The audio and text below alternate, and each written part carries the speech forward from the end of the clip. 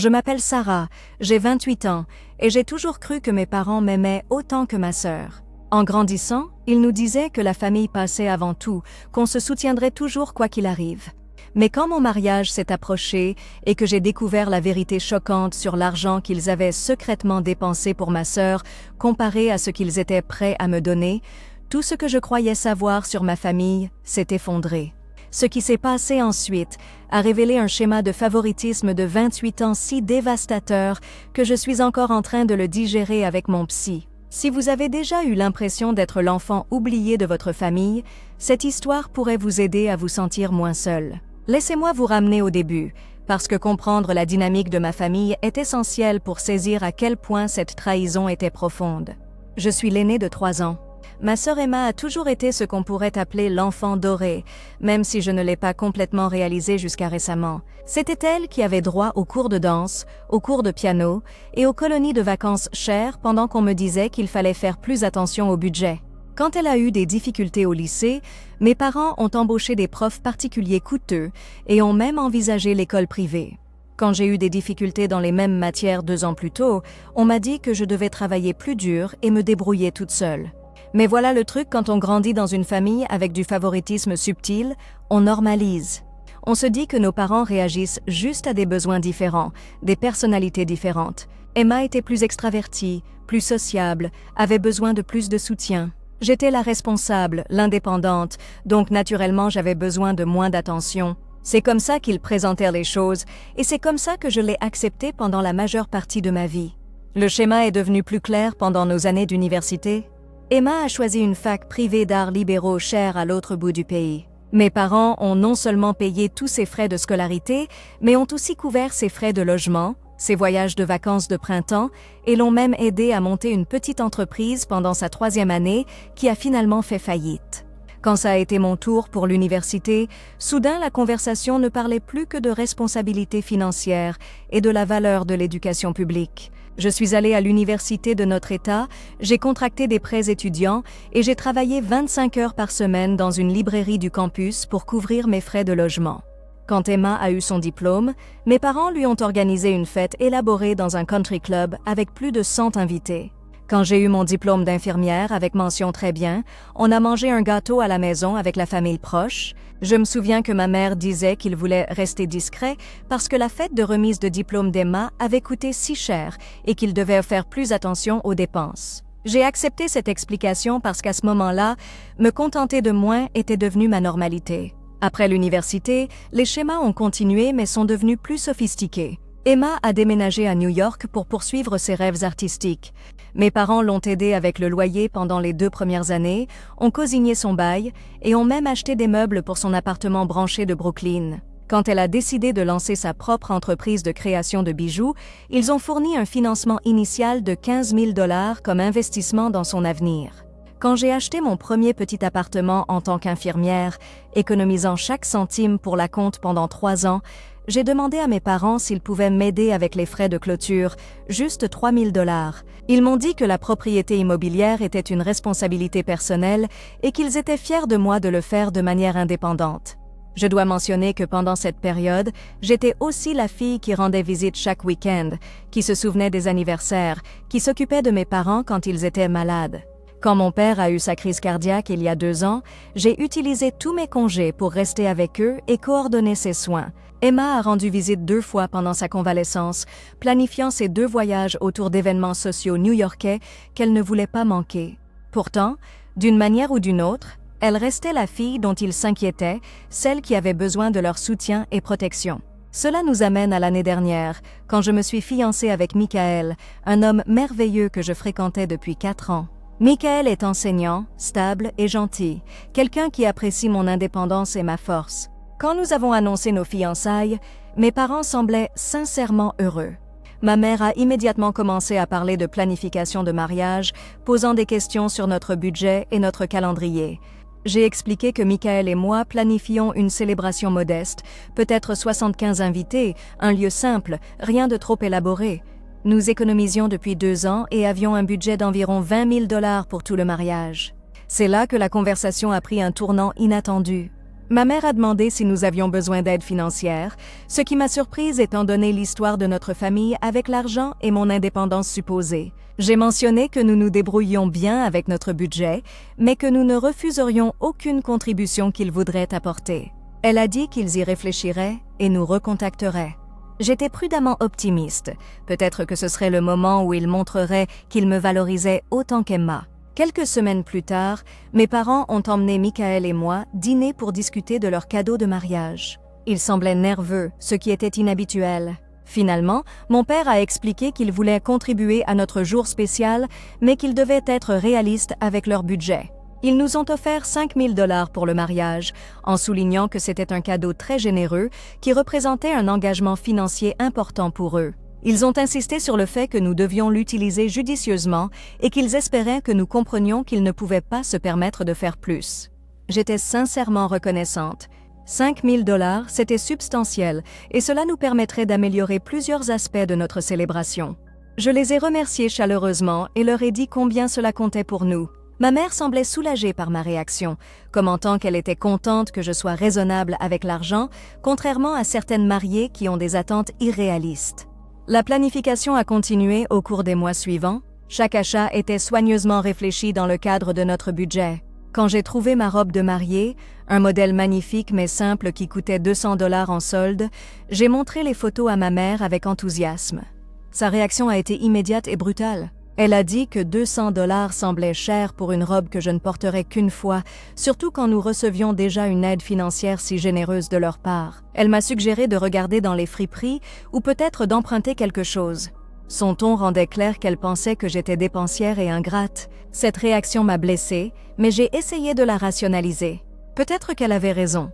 Peut-être que 200 $ c'était trop pour une robe à usage unique. J'ai fini par trouver une autre robe à 90 $ qui me plaisait assez, même si ce n'était pas tout à fait ce que j'avais imaginé pour mon jour de mariage. Quand j'ai parlé à ma mère de l'option moins chère, elle semblait contente et a commenté que j'apprenais enfin à être pratique avec l'argent. À cette époque, Emma a annoncé ses propres fiançailles avec David, un type de la finance qu'elle fréquentait depuis environ 18 mois.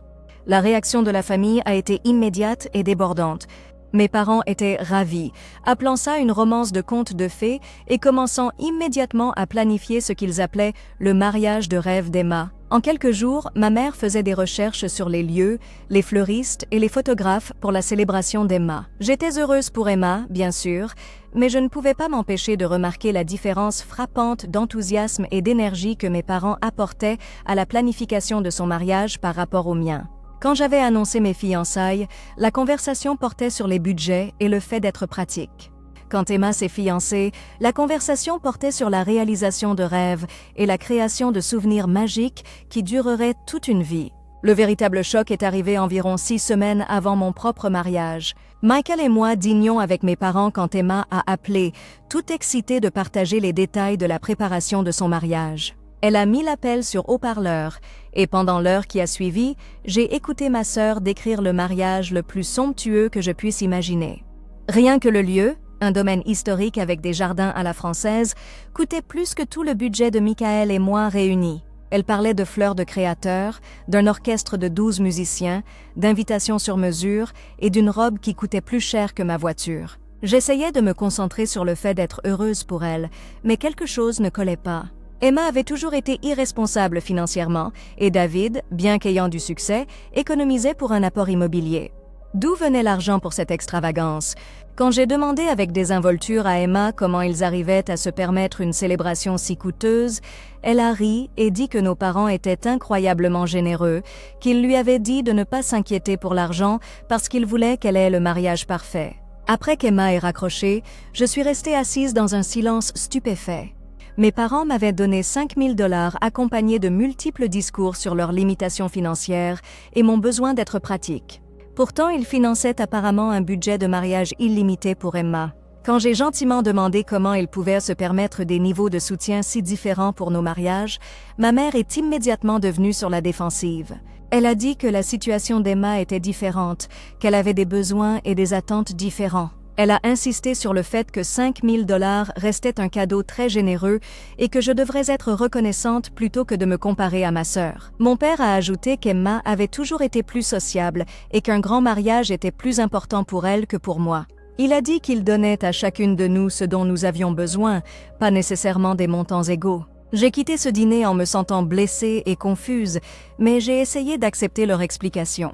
Peut-être avait-il raison, peut-être Emma avait-elle besoin de plus de soutien, et peut-être devrais-je me concentrer sur la gratitude pour ce que j'avais reçu. Mais au cours des semaines suivantes, alors qu'Emma partageait plus de détails sur ses projets de mariage, j'ai commencé à faire un décompte mental des coûts impliqués. Les chiffres étaient stupéfiants. Rien que la location du lieu coûtait 12 000 $. Le traiteur pour 300 invités représentait encore 25 000 $. Les fleurs coûtaient 8 000 $. Le groupe coûtait 6 000. Le forfait photographe était de 4 000.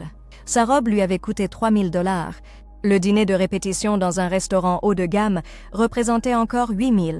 Quand j'ai additionné seulement les grosses dépenses qu'Emma avait mentionnées en passant dans la conversation, j'ai atteint plus de 65 000 $. 65 000 $? Mes parents avaient insisté sur leurs limites financières en me donnant 5 000, et pourtant ils dépensaient 13 fois cette somme pour le mariage d'Emma. L'écart était si énorme que je n'arrivais pas à le comprendre rationnellement. J'ai commencé à me demander si j'avais mal compris quelque chose, s'il y avait une explication qui donnerait du sens à tout ça.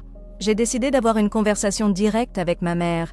J'ai choisi mes mots avec soin, expliquant que je n'essayais pas d'être ingrate pour leur cadeau à Michael et moi, mais que j'étais confuse face à cette différence apparente dans les budgets de mariage. J'ai demandé s'il y avait quelque chose qui m'échappait, une explication pour laquelle la célébration d'Emma semblait tellement plus chère que ce qu'ils avaient décrit comme leur capacité financière. La réponse de ma mère a été rapide et cinglante.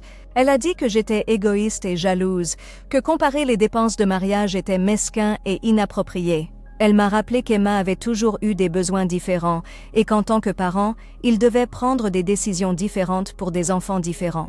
Elle a dit qu'elle était déçue de mon attitude et que je devrais me concentrer sur mon propre bonheur plutôt que de surveiller ce qu'il choisissait de faire pour Emma. Mais ensuite, elle a dit quelque chose qui en révélait plus qu'elle ne le voulait. Elle a mentionné que le mariage d'Emma était un investissement dans son avenir, que David venait d'une famille importante et que cette célébration serait cruciale pour les relations sociales et professionnelles d'Emma.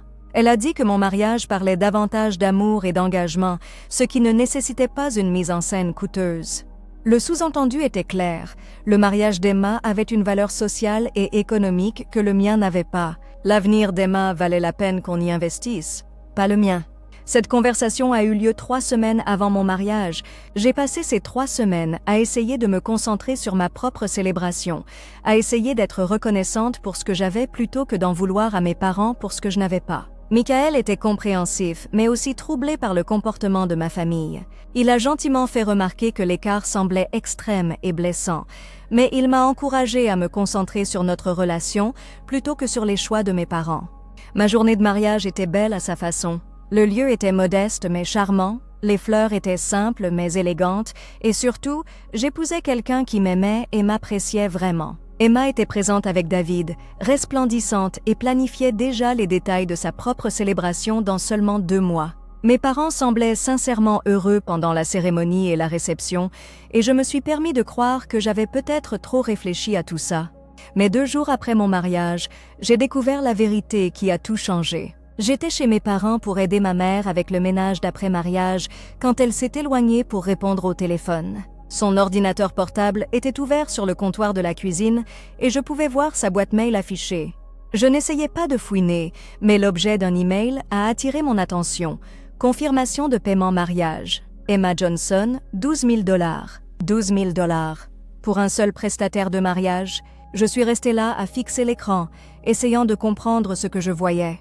Contre mon bon sens, j'ai jeté un coup d'œil aux autres emails dans sa boîte de réception. Ce que j'ai vu m'a retourné l'estomac. Des confirmations de paiement, des accusés de réception, des communications avec des prestataires, tout pour le mariage d'Emma. En parcourant les objets des messages, je pouvais voir l'ampleur des dépenses plus clairement que jamais. Paiement fleuriste, 8 500 $. Acompte traiteur, 15 000 $. Paiement contrat groupe musical, 6 000 $. Paiement final lieu de réception, 12 000 $.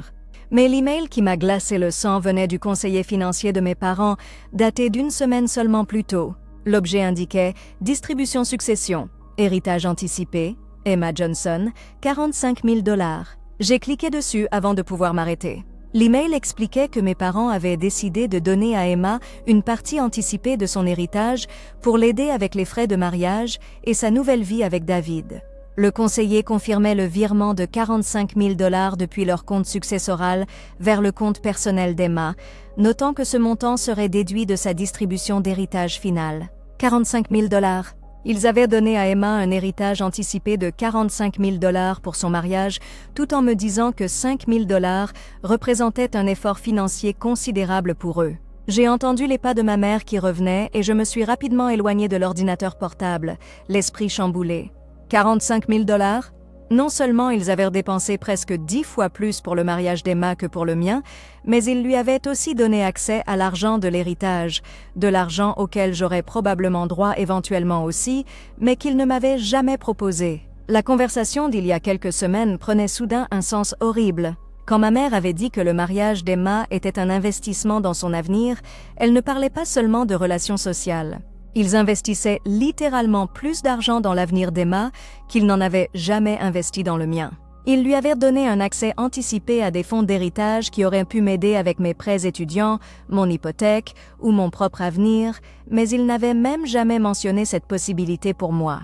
Au cours des jours suivants, je n'arrivais pas à arrêter de penser à ce que j'avais découvert. La disparité financière était écrasante, mais ce qui me faisait encore plus mal était la prise de conscience de ce que cela représentait.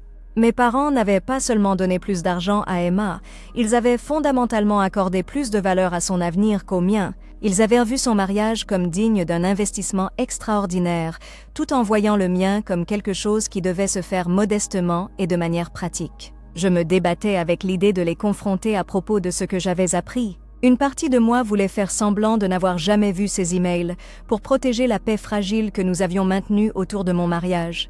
Mais une autre partie de moi savait que je ne pouvais pas continuer notre relation basée sur ce niveau de tromperie et d'inégalité. J'ai décidé de parler d'abord à Michael.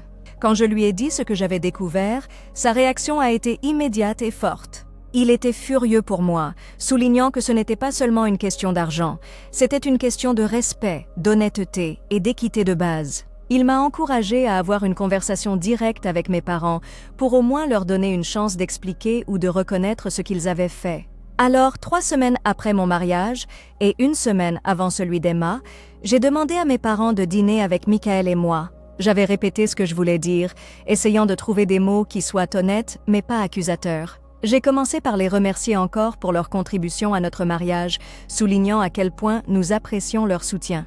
Puis j'ai pris une grande inspiration et j'ai dit que j'avais besoin de discuter de quelque chose qui me troublait. J'ai expliqué que j'avais vu par inadvertance quelques emails sur l'ordinateur portable de ma mère et que je comprenais maintenant la véritable ampleur de leur soutien financier pour le mariage d'Emma.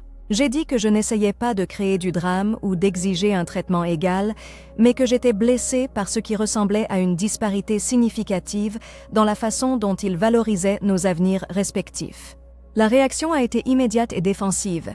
Ma mère m'a accusée de fouiner, de violer leur intimité et d'être ingrate pour ce qu'ils m'avaient donné. Mon père a dit que je causais du drame inutile juste avant le mariage d'Emma et que mon timing était égoïste et inapproprié. Ils ont tous les deux insisté sur le fait que leurs décisions financières étaient privées et que je n'avais aucun droit de remettre en question la façon dont ils choisissaient de dépenser leur argent. Mais j'ai continué à insister. J'ai demandé spécifiquement à propos de la distribution anticipée d'héritage si c'était quelque chose qui avait déjà été envisagé pour moi, s'ils considéraient l'avenir d'Emma comme plus précieux que le mien.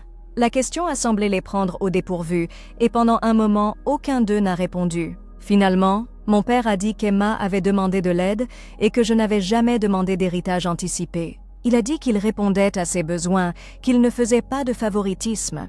Quand j'ai fait remarquer qu'on ne m'avait jamais dit que l'héritage anticipé était une option, ma mère a dit que j'avais toujours été si indépendante qu'ils avaient supposé que je n'avais pas besoin de ce genre de soutien. Indépendante. Ce mot encore.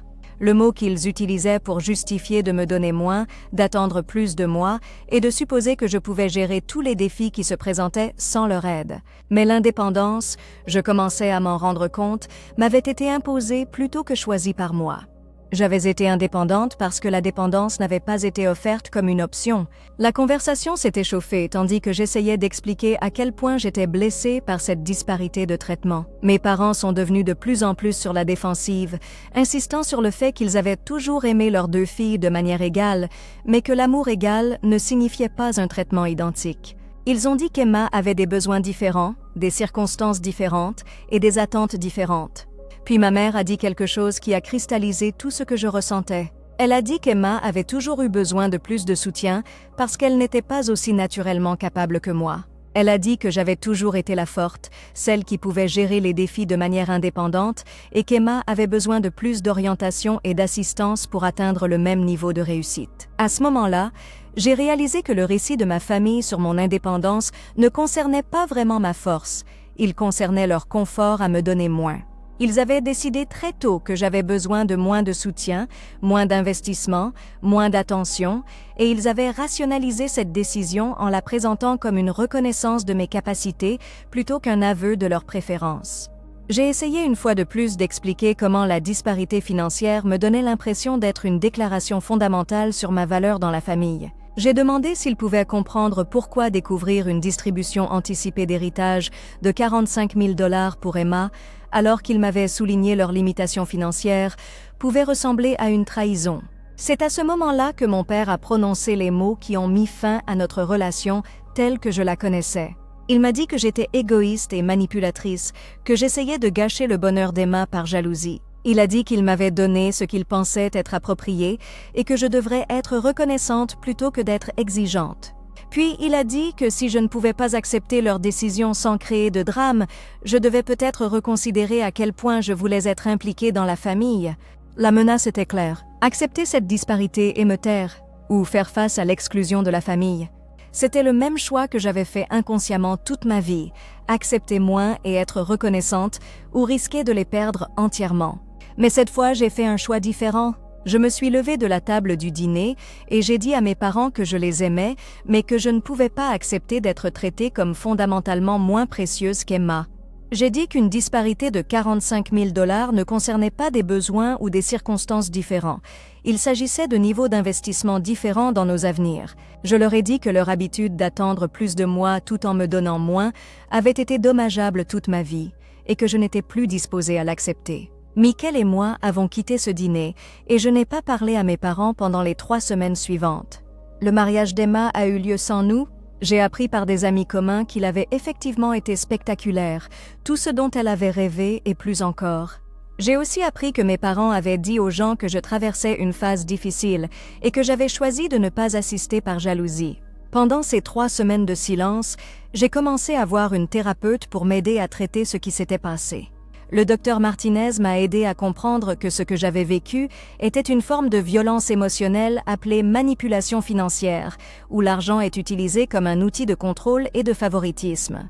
Elle m'a aidé à reconnaître que la tendance de ma famille à attendre l'indépendance de moi, tout en offrant la dépendance à Emma, était une dynamique classique d'enfant doré, bouc émissaire. Plus important encore, elle m'a aidé à comprendre que ma valeur en tant que personne n'était pas déterminée par l'investissement financier de ma famille dans mon avenir. Le fait qu'ils aient choisi de dépenser moins d'argent pour mon mariage ou de me donner moins de soutien d'héritage ne disait en réalité rien sur ma valeur. Cela disait quelque chose sur leur capacité à voir et apprécier ma valeur. Après le mariage d'Emma, ma sœur m'a appelée. Elle avait entendu parler de ma dispute avec nos parents et voulait comprendre ce qui s'était passé. J'ai décidé d'être complètement honnête avec elle sur ce que j'avais découvert et comment cela m'avait fait me sentir. Je m'attendais à ce qu'elle soit sur la défensive ou méprisante, mais sa réaction m'a surprise. Emma est restée silencieuse longtemps après que j'ai tout expliqué. Puis elle a admis qu'elle avait toujours su que nos parents nous traitaient différemment, mais qu'elle n'avait jamais vraiment saisi l'ampleur de cette disparité. Elle a dit qu'elle avait demandé l'héritage anticipé parce que David et elle voulaient acheter une maison après le mariage et avaient besoin de fonds supplémentaires, mais qu'elle ne s'était pas rendue compte que nos parents ne m'avaient jamais proposé la même chose. Elle a aussi admis quelque chose qui m'a choquée.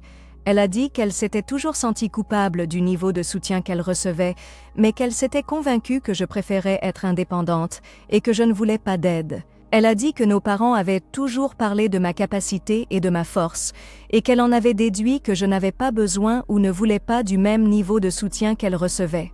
Cette conversation avec Emma a marqué le début d'un lent changement dans notre relation. Pour la première fois, nous avons parlé honnêtement de nos expériences d'enfance et avons commencé à reconnaître comment le favoritisme de nos parents nous avait affectés toutes les deux. Emma a réalisé qu'être l'enfant chéri l'avait empêchée de développer une vraie indépendance et confiance en soi, tandis que j'ai réalisé qu'être le bouc émissaire m'avait forcé à développer de la résilience, mais m'avait aussi fait accepter moins que ce que je méritais.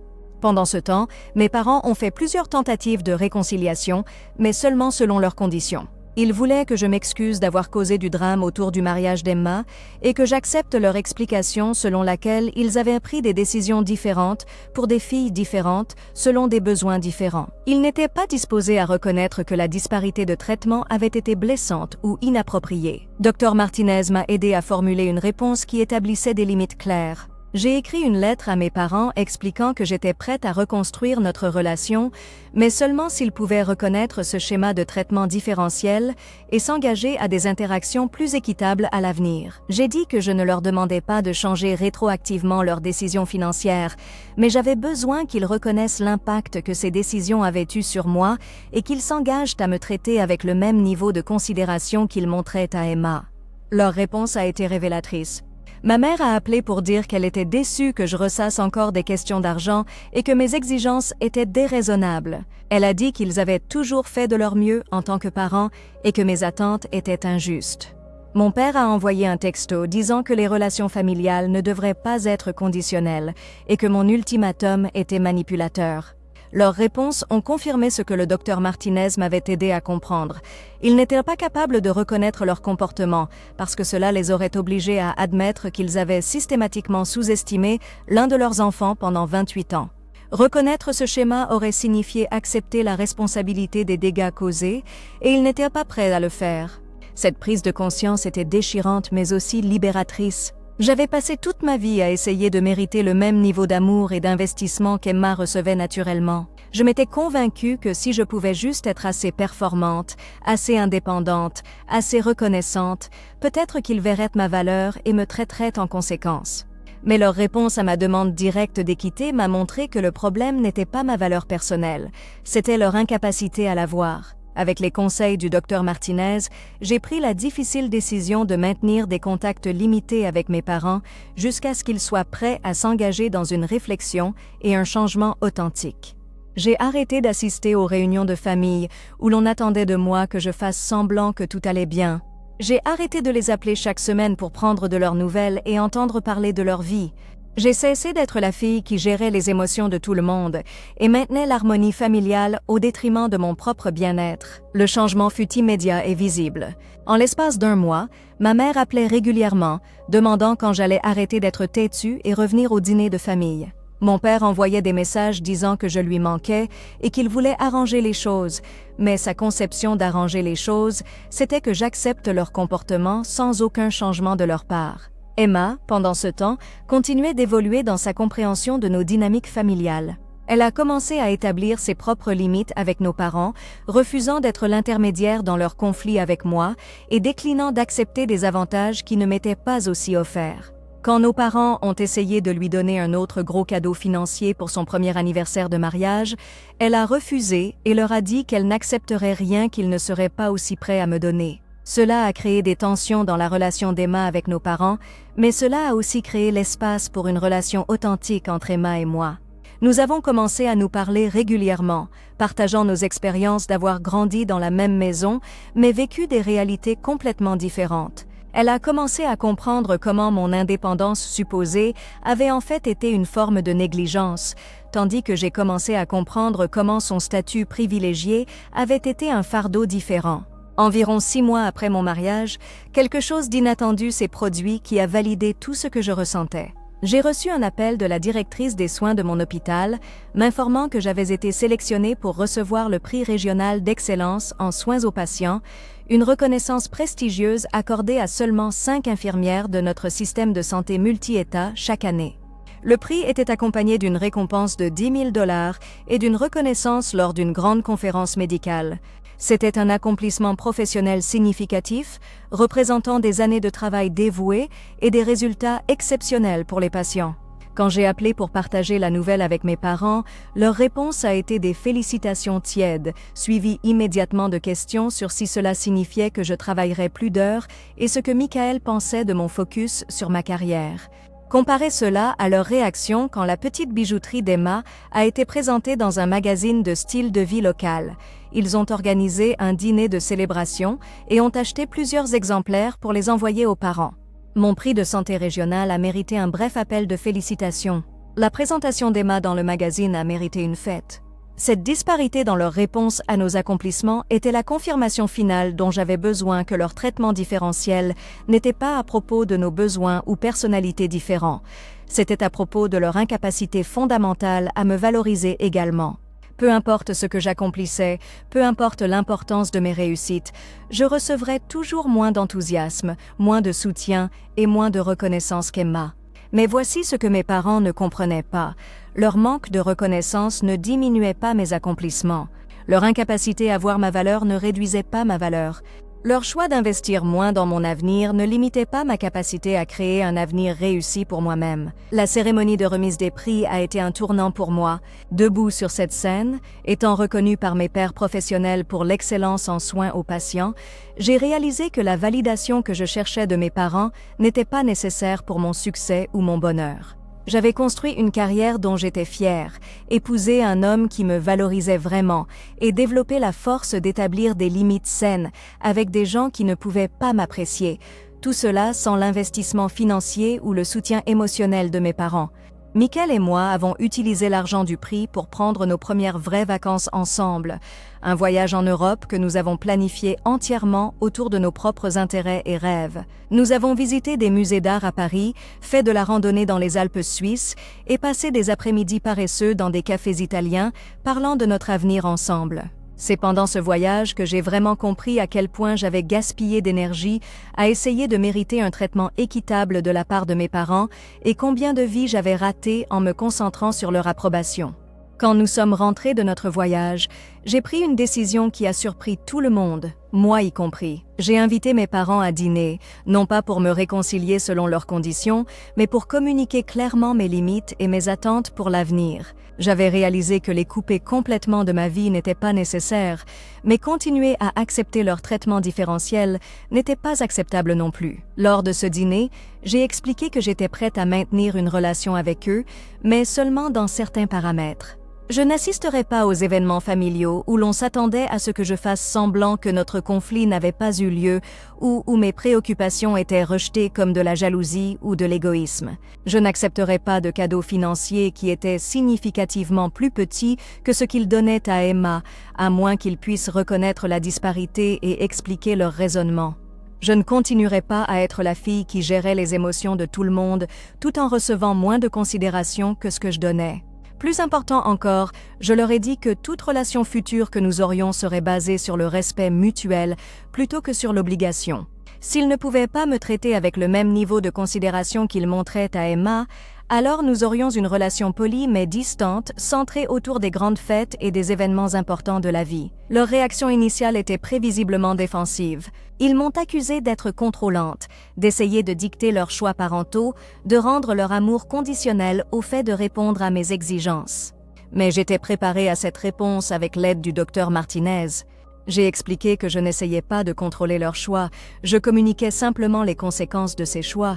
Ils étaient libres de continuer à me traiter comme moins digne de leur investissement et de leur soutien, et j'étais libre de limiter mon investissement émotionnel dans une relation où je n'étais pas valorisée de manière égale. Ils pouvaient choisir leur approche de notre relation et je pouvais choisir ma réponse à cette approche. Au cours des mois suivants, mes parents ont progressivement commencé à faire de petits changements dans leur comportement. Ils ont commencé à demander des nouvelles de mon travail avec un intérêt sincère plutôt que par obligation polie. Quand ils planifiaient des rassemblements familiaux, ils ont commencé à vérifier avec Emma et moi concernant les horaires plutôt que de supposer que je m'accommoderais de tout ce qui marchait pour Emma. Quand ils donnèrent des cadeaux, ils ont commencé à faire un effort pour s'assurer que la valeur et l'attention étaient plus équitables. Ces changements n'étaient pas spectaculaires et ils n'ont pas effacé les années de traitement différentiel, mais ils représentaient un début de reconnaissance que leur approche précédente avait été dommageable. Ma mère a même admis, au cours d'une conversation, qu'elle n'avait pas réalisé à quel point elle m'avait accordé moins d'attention et de soutien au fil des années. Elle a dit qu'elle m'avait toujours considérée comme si compétente qu'elle supposait que je n'avais pas besoin d'autant d'aide, mais elle commençait à comprendre que le besoin et la valeur n'étaient pas la même chose. Ma relation avec Emma a continué à se renforcer alors que nous travaillions toutes les deux à comprendre et guérir de nos dynamiques familiales. Elle a commencé à décliner une partie du soutien supplémentaire que nos parents offraient, insistant pour que les opportunités soient étendues à nous deux ou à aucune de nous. Elle a aussi commencé à reconnaître, à la fois en privé et dans les contextes familiaux, qu'elle avait reçu significativement plus de soutien tout au long de nos vies et que cette disparité n'avait pas été juste envers moi. Le processus de guérison n'a pas été linéaire ni complet. Il y a encore des moments où les anciens schémas émergent, quand mes parents retombent dans leur approche familière d'attendre plus de moi tout en donnant plus à Emma. Mais maintenant j'ai la conscience et les limites pour aborder ces situations directement, plutôt que de les accepter comme normales. Plus important encore, j'ai appris que ma valeur n'est pas déterminée par la capacité de ma famille à la reconnaître. Le prix en soins infirmiers n'était que le début. Au cours de l'année passée, j'ai été promue à un poste de direction dans mon hôpital, invitée à prendre la parole lors de conférences professionnelles, et on m'a demandé d'encadrer de nouvelles infirmières dans notre programme d'excellence. J'ai construit une vie remplie de personnes qui voient et apprécient ma valeur, qui investissent dans mon succès parce qu'elles reconnaissent mon potentiel. Michael et moi avons récemment acheté une maison plus grande, financée entièrement par nos économies combinées et mon avancement professionnel. Nous parlons de fonder notre propre famille, de créer le genre de foyer où les enfants sont valorisés de manière égale et soutenus selon leurs besoins individuels, plutôt que des favoris prédéterminés. Nous voulons briser le cycle qui a endommagé à la fois Emma et moi de différentes manières. J'ai toujours une relation avec mes parents, mais elle est basée sur la réalité plutôt que sur un vœu pieux. Je n'attends plus d'eux qu'ils deviennent les parents dont j'avais besoin tout au long de mon enfance et du début de ma vie d'adulte. Au lieu de cela, j'apprécie les petits changements qu'ils ont faits tout en maintenant des limites qui protègent mon bien-être. La leçon la plus importante que j'ai apprise de cette expérience est que vous ne pouvez pas gagner un traitement égal de la part de personnes qui sont déterminées à vous traiter de manière inégale. Mes parents n'ont pas donné plus d'argent à Emma parce qu'elle le méritait davantage. Ils lui ont donné plus d'argent parce qu'ils avaient décidé qu'elle valait plus d'investissement de leur part. Aucune réussite, indépendance ou gratitude de ma part n'aurait changé cette évaluation fondamentale. Mais voici ce qu'ils ont raté. Leur évaluation était fausse. Emma et moi sommes toutes les deux précieuses, toutes les deux dignes d'amour, de soutien et d'investissement. Leur incapacité à voir ma valeur de manière égale n'a pas diminué ma vraie valeur. Cela a juste révélé leurs limites en tant que parents et en tant que personne. Si vous regardez ceci parce que vous avez vécu des dynamiques familiales similaires, je veux que vous sachiez que vous n'êtes pas seul et vous n'êtes pas fou. Le favoritisme dans les familles est réel et il cause de vrais dégâts qui persistent à l'âge adulte. Vous n'avez pas à accepter un traitement différentiel au nom de la loyauté familiale. Vous n'avez pas à être reconnaissant pour des miettes en regardant quelqu'un d'autre recevoir l'abondance. Votre valeur n'est pas déterminée par l'investissement financier de votre famille dans votre avenir. Votre valeur ne se mesure pas à leur enthousiasme pour vos réussites. Votre potentiel n'est pas limité par leur incapacité à le voir. Établir des limites avec des membres de la famille qui ne peuvent pas vous traiter équitablement n'est pas égoïste, c'est nécessaire pour votre santé mentale et votre épanouissement personnel. Exiger une considération égale n'est pas déraisonnable, c'est du respect de base. Refuser d'accepter moins que ce que vous méritez n'est pas de la cupidité, c'est de l'autopréservation. Le chemin de la déception familiale vers l'autonomisation personnelle n'est pas facile, mais il en vaut la peine. Quand vous arrêtez de gaspiller de l'énergie à essayer de gagner un traitement égal de la part de gens attachés à l'inégalité, vous libérez cette énergie pour construire des relations avec des gens qui voient clairement votre valeur et investissent avec enthousiasme dans votre succès. Vous méritez d'être valorisé, soutenu et célébré. Si votre famille ne peut pas vous offrir cela, vous pouvez le créer vous-même avec des amis, des partenaires et des membres de famille choisis qui reconnaissent votre vraie valeur. Votre vie n'a pas à être limitée par leurs limites. J'aimerais entendre d'autres personnes qui ont navigué des dynamiques familiales similaires. Avez-vous vécu du favoritisme ou de la manipulation financière dans votre famille? Comment avez-vous appris à vous valoriser quand les membres de la famille ne pouvaient pas vous valoriser équitablement? Partagez vos expériences dans les commentaires s'il vous plaît. Parfois savoir qu'on n'est pas seul dans ces luttes est le premier pas vers la guérison. Si cette histoire vous a touché, pensez à vous abonner pour soutenir plus de contenu sur la guérison familiale, l'établissement de limites et l'autonomisation personnelle. Votre participation aide à créer une communauté où les gens peuvent partager leurs expériences et se soutenir mutuellement dans les situations familiales difficiles. N'oubliez pas, vous méritez un amour égal, un soutien égal et un investissement égal dans votre avenir. Ne laissez personne vous convaincre du contraire, pas même votre famille.